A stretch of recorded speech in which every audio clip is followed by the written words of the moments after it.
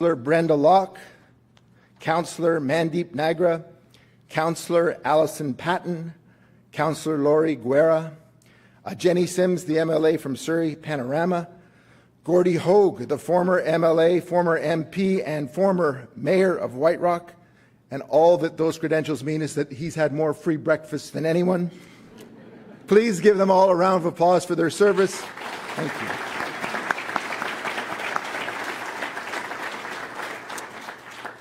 Events like the State of the City would not be possible without our generous sponsors. We'd like to take a minute to recognize them. Our presenting sponsor, Fortis BC. Give them a round of applause, please. Our community partners, Kwantlen Polytechnic University, Simon Fraser University, and the University of British Columbia. We thank you all for your generous support. The city is very fortunate to have such reputable educational institutions support events such as this. At this time, I'd like to invite Doug Slater, the Vice President, External and Indigenous Relations from Fortis BC, up to the podium to say a few words. Doug.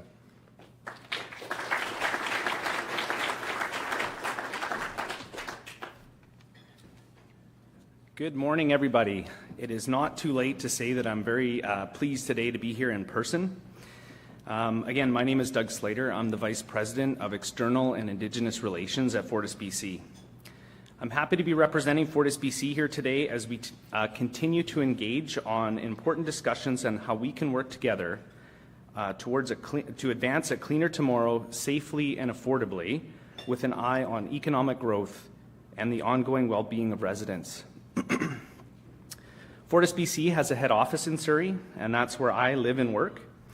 And like about 900 of my colleagues in the Fortis Surrey office, I have a special relationship with this city.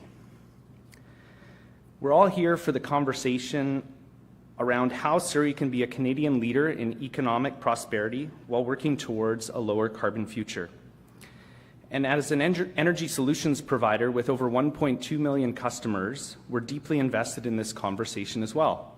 And we're constantly looking for innovative ways where we can help reduce our customers' environmental impact affordably. A key driver of those affordable emissions reductions are renewable and low-carbon gases. Renewable natural gas, or RNG as it's known, is a carbon-neutral energy that can replace natural gas in our system over time, and it is derived from organic waste. RNG allows us to use the existing gas system, a multi-billion-dollar asset, to deliver cleaner energy to customers, and it's poised to deliver other energies in the future, such as hydrogen. RNG helps decarbonize the existing gas system we rely on and allows customers to use their current natural gas appliances without spending money on costly retrofits. I'd like to take a moment to thank the City of Surrey for their leadership. The Surrey Biofuel Facility was the first closed-loop organic waste facility in North America, and it is repurposing organic waste to provide us with around 75,000 gigajoules of carbon-neutral energy a year. That's enough energy to meet the natural gas needs of about 900 homes. This facility is an example of what's possible when we work together. Surrey embraced innovation and recycled problems into solutions. As a fellow pioneer in renewable and low-carbon gases, Surrey showed what those renewable and low-carbon gases can do for the city, the local economy, and the climate. And we're one of the largest utilities in BC, and we have a lot of knowledge and expertise in these matters. We also have infrastructure and resources in place to make meaningful emissions reductions today, but it can't be done alone. Working with partners like the City of Surrey is critical to our combined success. So thank you again for having me here today. I look forward to a lot of great conversations about our collective future and how we can work together to keep Surrey as a leader in climate action, economic growth, and public well-being. Thank you.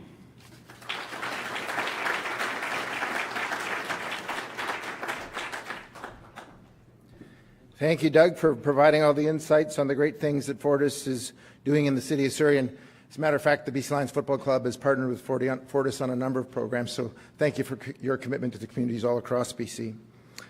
Now, on to some more fascinating things about the City of Surrey. Surrey continues to be the place where it's happening. the place where businesses and residents are exemplifying go-getter culture and tenacity. Let's take a look at what's happening in Surrey and the energy being generated in this short video. Announcing up to $1.3 billion in funding for the Surrey Langley SkyTrain extension. UBC buys $70 million property for Surrey campus. A new medical school will ensure 1,300 doctors and nurses over the next few years.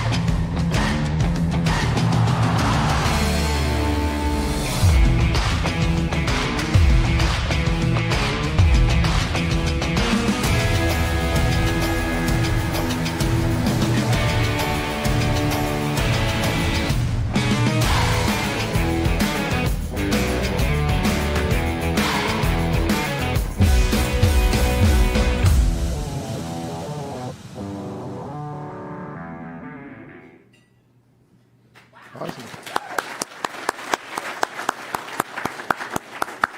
Yeah, and with our training facility in the heart of downtown Wally, we've seen that development right around us. We actually have a building going up right in front of my window, and they actually were accusing many in the office of inappropriate behavior the other day with the smell of rotten gas, but it turned out that one of the gas lines had been cut outside during the building. Anyways, 2 steps forward, 1 step back sometimes, but it's wonderful to see the development going on in this city. Surrey certainly hasn't slowed down. There's a lot of investment and innovation happening here. I know that everyone is looking forward to hearing more about this, so it's my pleasure to introduce Mayor Doug McCallum to the stage. Please welcome Mayor McCallum.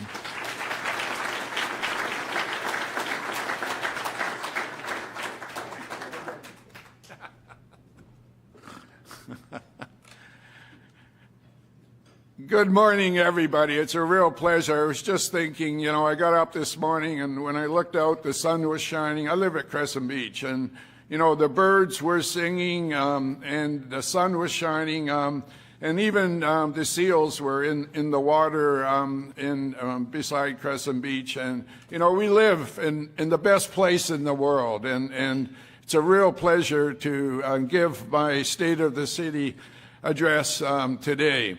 I want to thank you, Jamie, and I want to thank you for the great job you are doing in emceeing this event. I would also like to thank our presenting sponsor, Fortis BC, and our community partners of KPU, SFU, and UBC. It goes without saying that their support is crucial in making this event possible. Again, good morning to everyone here. I'm really excited about our city. I can get up here and dance and so forth because so much is happening. After 2 years of virtual gatherings, I'm extremely happy we are holding this event in person. And I'm also so glad to see you here today for the 2022 State of the City Address.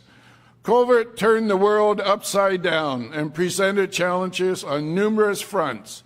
For the first time in our lives, we were faced with quantities, lockdowns, and something called social distancing. Overnight, alcohol wipes and masks were on the top of everybody's shopping list. And we learned how to stay together by remaining apart. Thanks to the swift development of vaccines and a high vaccination rate, we are steadily emerging from the pandemic. I'm happy to report that the City of Surrey has not stood still the last 2 years. A testament to this city and its people, Surrey not only adopted, but we learned how to thrive during this turbulent time. Led by our city manager, Vincent Lalonde, the work of the city never stopped. Vincent, I want to thank you, the senior management team, and all City of Surrey staff for your outstanding work that has allowed Surrey to hit the ground running in 2022 and beyond. Despite the challenges from COVID pandemic, Council never strayed from the goals we set at the start of our mandate. The vision of what Council wanted to achieve in 4 years was ambitious and demanding. It required massive change, not for the sake of change, but what is best for Surrey. There has been no shortage of critics, doubters, and naysayers. I have always said you need to have a thick skin to do this job. And to the Council members who have stood fast, I want to thank you. The promises we made to the people of Surrey, we have kept and we have delivered.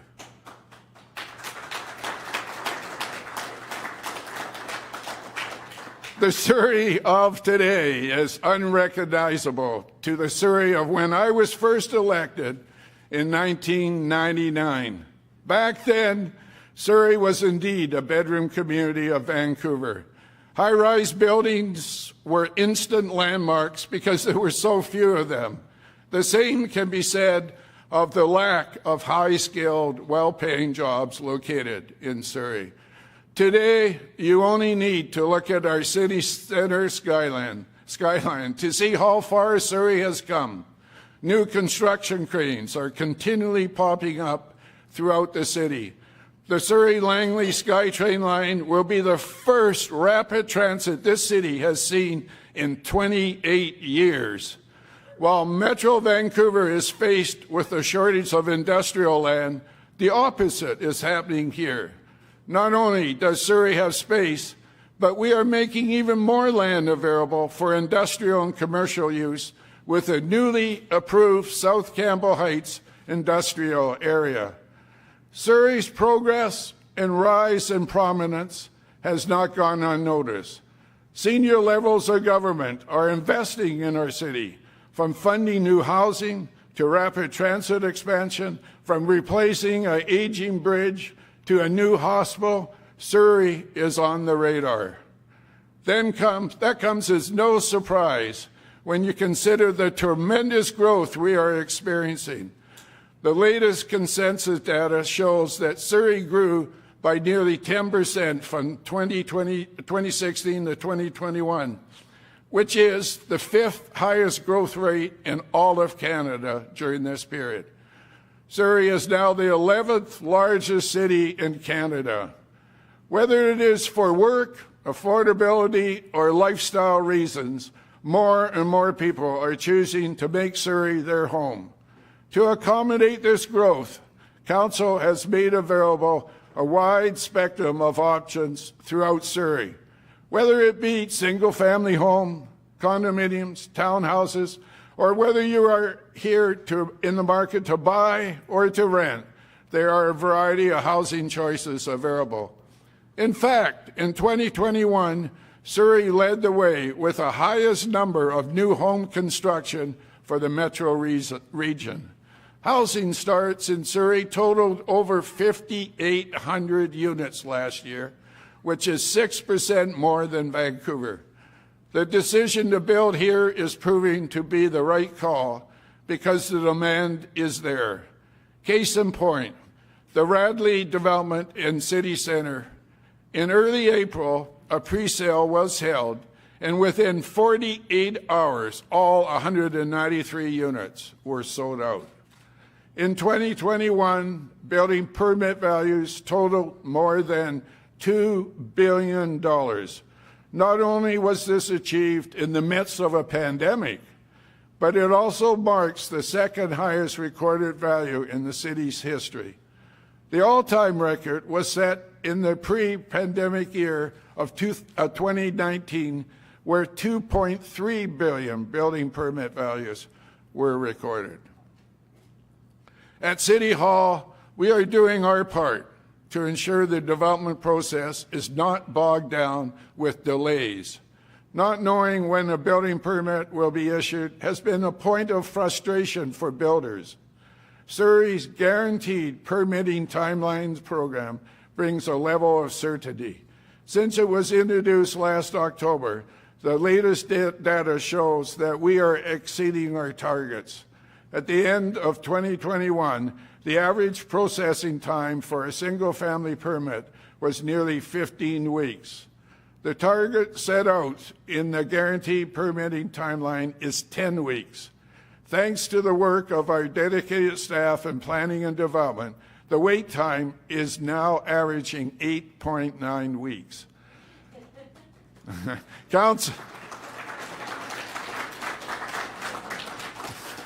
Council's implementation of a guaranteed timeline will result in less idle time for builders and more accurate completion dates for people looking to move into their new home or business. To further help with the permitting process, Council has extended City Hall's opening hours to 8 p.m. once per week. Despite 2 challenging years of pandemic, there has been a surge in businesses setting up shop in Surrey. During this time, 1,500 new businesses opened up, bringing the total number of active businesses operating in Surrey to 21,000. The effort of the city's Intergovernment and Investment Department has helped bring 2,500 new jobs and over $100 million in private capital investments since 2019. The days when Surrey was a feeder community have fallen by the wayside. Along with the traditional industries, Surrey is now attracting advanced enterprises such as clean tech company Delta Controls, electric vehicle maker Damon Motorcycles, plant-based meat alternate companies such as Napa Punjab Foods and Boost Foods. Established businesses have also relocated here. In April, Walmart officially opened its 300,000 square foot, $175 million facility in Campbell Heights.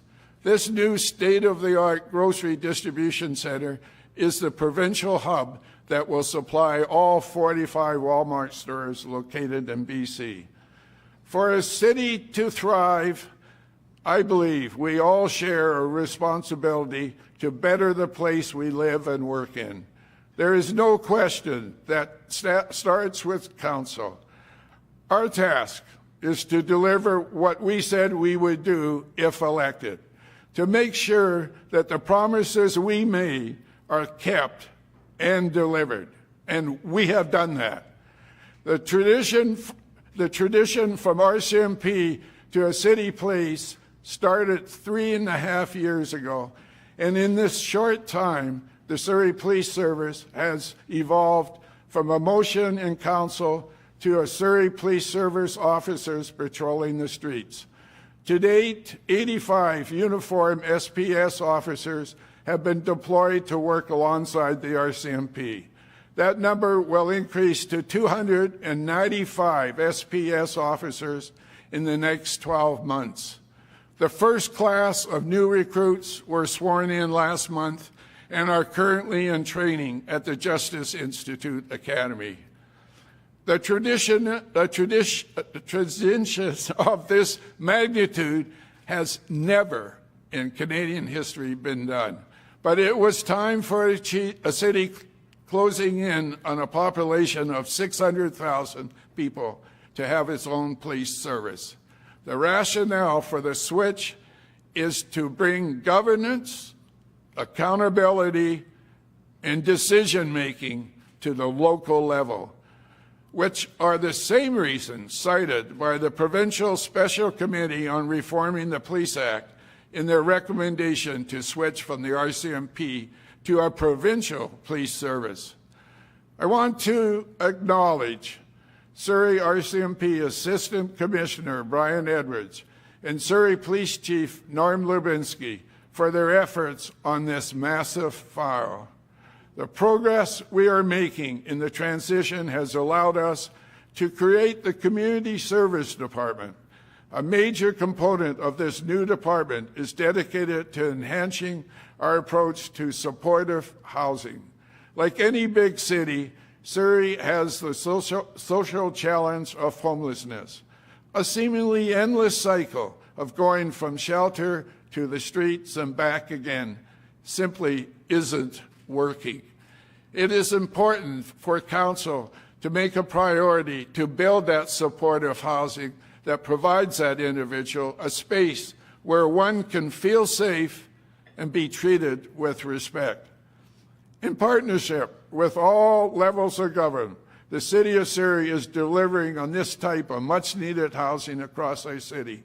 In 2021, a total of 139 supportive housing units opened in Surrey. This year, another 387 supportive transition housing units will come on stream. I am also proud to say that the province's new complex care model was put into service first in Surrey at the Foxglove Supportive Housing Facility. This new care model connects residents to nurses, social workers, and other health professionals under one roof. The other pillar of our frontline emergency services is the Surrey Fire Service. A key focus of the Surrey Fire is the prevention education. The Home Safe program canvasses door to door to ensure homes have working fire alarms, while the community property safety team works to reduce fire risks in distressed properties. During the pandemic, the men and women of the Surrey Fire also stepped up to play a significant role in the vaccination effort. Many of our firefighters were trained to give the shot to support Fraser Hell's vaccine drive in Surrey. And the department's mobile command post and the training van were redeployed as mobile clinics. While public health and safety are key components, other elements need to be in place to ensure the overall well-being of the city. The capital investments we have made shows the importance we have placed in improving the high quality of life in Surrey. 21 capital projects have been approved by Council under the $428 million Surrey Invest program. The projects range from a new athletic center at Bear Creek Park, a new Newton Community Center with an Olympic-sized pool, Indigenous carving centers, the Cloverdale Sports and Ice Complex, to smaller scope enhancements like new pickleball courts, bike parks, new playing surfaces for soccer and field hockey pitches, and I can go on and on. I also want to make note of new projects that have come on stream prior to the Surrey Invest program. Last October, the Clayton Community Center officially opened. Built to use 90% less energy, Clayton is also home to the newest branch of Surrey Libraries. 14,000 square foot library space has been made available to one of our fastest growing communities. Also of note, with the support of the city, Surrey Libraries has eliminated overdue fines. This will remove a barrier for many members of our community, and Surrey Libraries is looking to reach even more people by launching this year a mobile library service in Surrey. I can tell you that Council and City staff takes immense pride in ensuring our residents can enjoy a healthy lifestyle, regardless of income and ability. We know that active and engaged citizens results in strong and healthy communities. I'm proud, I am really proud to say that Surrey is the first city in Canada to commit to building all new city facilities to meet the gold level of the Rick Hansen Foundation Accessibility Certification. A thriving city requires a transportation network that balances transit with the demands of well-maintained road network. With funding secured, and by the way, last week it was officially announced that the money is secured. So this money is $4 billion for the new SkyTrain station.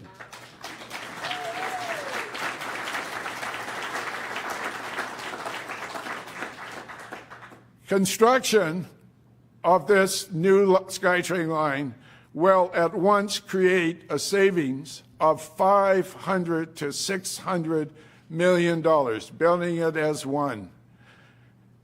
Delivered 2 years, and the other big thing that was announced this week is by building it as one, we are going to save 2 years.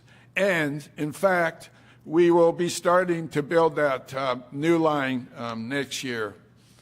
Surrey the SkyTrain is long overdue in Surrey. The need for it has never been greater. According to TransLink, 2/3 of transit trips are into and within Surrey. Really interesting. 2/3 of the trips are just within Surrey, leaving only 1/3 travel time going out of the city. That pattern has remained steady since 2019. Equally important are the maintenance and upgrades to the roads and bridges we use to go to work, school, yoga class, hockey game, soccer match. In many cities, maintaining or improving roads is an afterthought. Potholes go unfilled season after season. Aging roads remain in constant state of disrepair. Council understands the value of well-maintained and updated road network that cars, buses, and transport trucks rely on every day. $10 million in road paving contracts was recently approved by Council, and a total of $116 million has been budgeted to upgrade Surrey's transportation network. A few projects of note. In South Surrey, the widening of the King George Boulevard and the replacement of the Nickelbacco River Bridge with a new 4-lane crossing. That had an old bridge for 50 years. I think it came from one of the world wars before. But finally, it's, as you've noticed if you've driven down there, it's gone, new bridge. In Newton, a much-needed east-west route has been added. The 84th Avenue connector will help reduce congestion on 88th Avenue.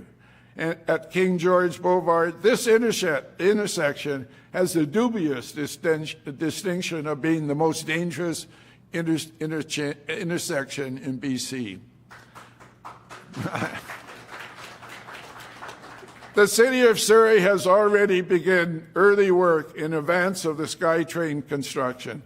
Working with the province, the city completed improvements to Fraser Highway between 96 and 148th Street through Green Timbers, with more improvements to come. In fact, Council will be approving this afternoon $17 million contract to 4-lane Fraser Highway the rest of the way to our city centre. This year has also been one for our maintenance crews. The long and cold winter resulted in 4,000 requests for pothole repairs. That is more than double a typical season, and I'm happy to tell you that all reported potholes have been filled on a temporary basis, and crews will now work on permanently filling the potholes through the summer. The number of projects and initiatives we have launched are numerous, and I'm especially proud to say that we have been able to do all this without raising property tax. For 4 straight years, Council has kept the resident property tax at 2.9%, which puts Surrey in the bottom third in all of Metro Vancouver. Only Port Clinton, the Langleys, and Pitt Meadow are lower. The work that is being accomplished by city staff is impressive. Council fully recognizes your contributions and the pride you take in your job. Your efforts are why the City of Surrey is recognized for a wide range of rewards, from financial reporting, corporate culture, to excellence in parks and rec facilities. The accolades continue to roll in. I have said this before, and I will say it again. Surrey has the best and hardest working staff in all of Metro.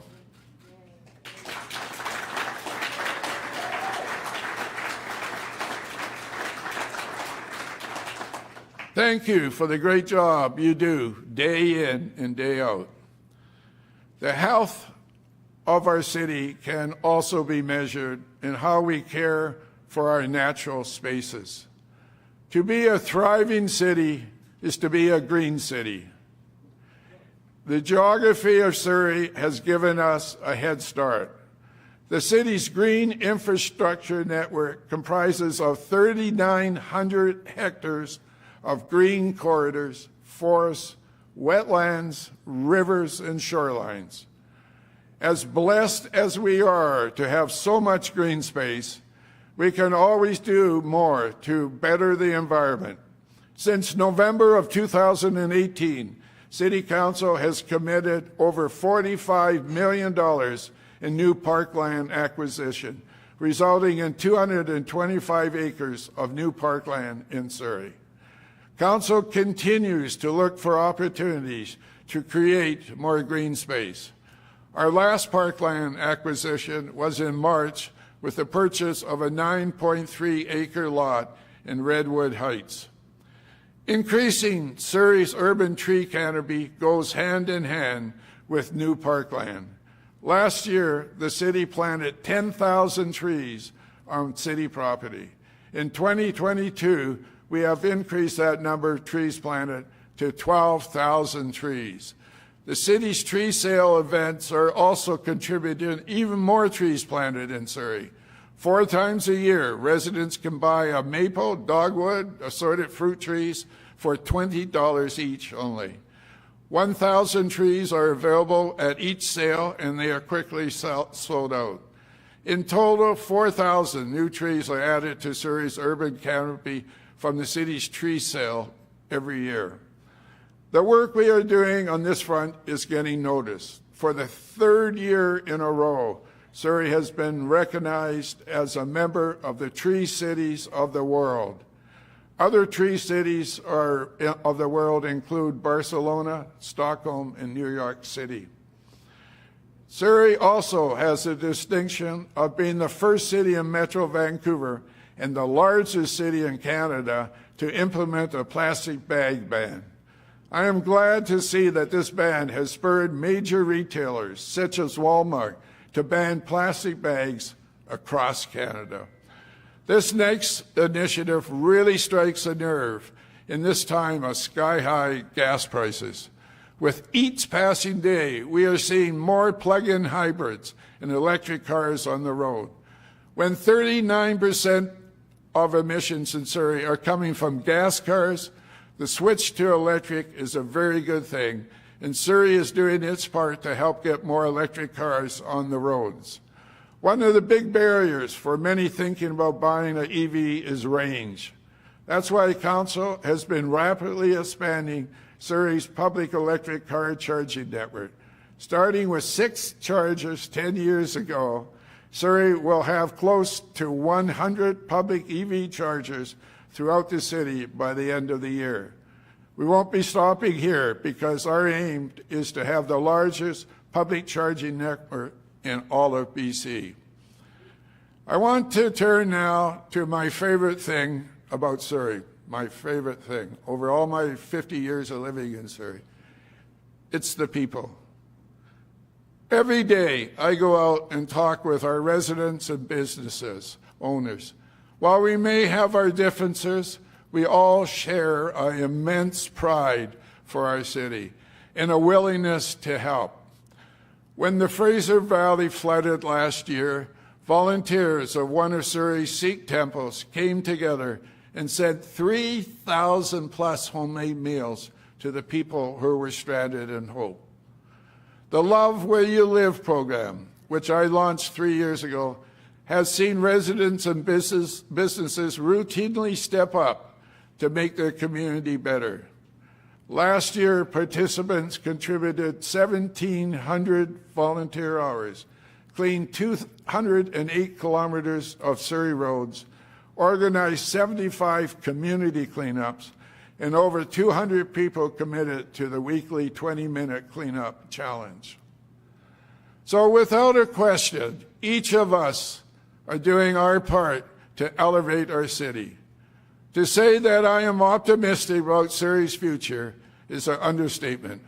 As you have just seen and heard, We have made good on the big to-do list that this council started out with almost 4 years ago.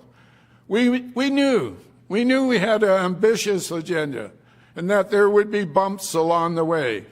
I have never said it would be easy, but the bottom line is what council sets out to do, we have done. The promises we made, we have kept, and we have delivered. With what this council has accomplished, Surrey rightfully has taken a seat among the major cities of Canada. But the work is not done. There are new heights to be reached, and we are just beginning. Can you imagine where Surrey will be in another 4 years from now? From my vantage point, the sky is the limit. Together, we can and will make Surrey to new heights. So let's get right to work in writing the next chapter of our great city. Thank you all for being here today.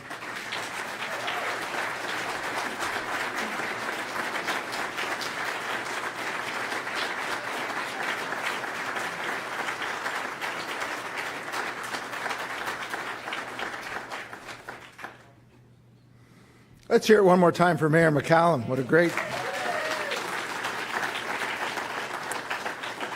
Thank you so much for your service to this city for so many